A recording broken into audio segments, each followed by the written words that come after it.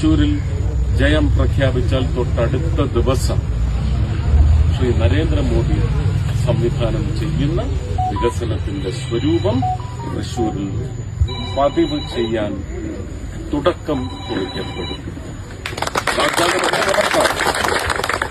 നേരിട്ടായിരിക്കും അദ്ദേഹം ശക്തൻ മാർക്കറ്റിനെ സംബന്ധിച്ചായാലും സ്വരാജ് ഗ്രൌണ്ടിനെ സംബന്ധിച്ചായാലും ശക്തൻ bus സ്റ്റാൻഡിനെ സംബന്ധിച്ചായാലും Thrissur railway station വികസനം ആരും മറക്കണ്ട. എയർപോർട്ടിന് സമാനമായ ഒരു ഇനി അതൊരു 2 ലൈനൂടെ കൂട്ടാനുള്ള സൌകര്യം വന്നു കഴിഞ്ഞാൽ ഇനിയും അതിൽ കുറച്ച് കറക്ഷൻ വന്ന് കുറച്ചുകൂടി വികസിതമായ ഒരു റെയിൽവേ സ്റ്റേഷന് നമുക്ക് സാധ്യതയുണ്ട്.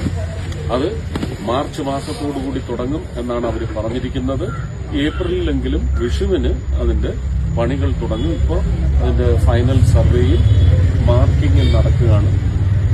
കുറ്റിയടിച്ച് വാനം തോണ്ടി അതിന്റെ പില്ലറുകൾ വന്നു കഴിഞ്ഞു. ബേസ് വർക്ക് തുടങ്ങും ഏപ്രിലിൽ എന്നാണ് ഞാൻ വിശ്വസിക്കുന്നത്. 30 മാസത്തെ സമയമാണ് കൊടുത്തിരിക്കുന്നത്.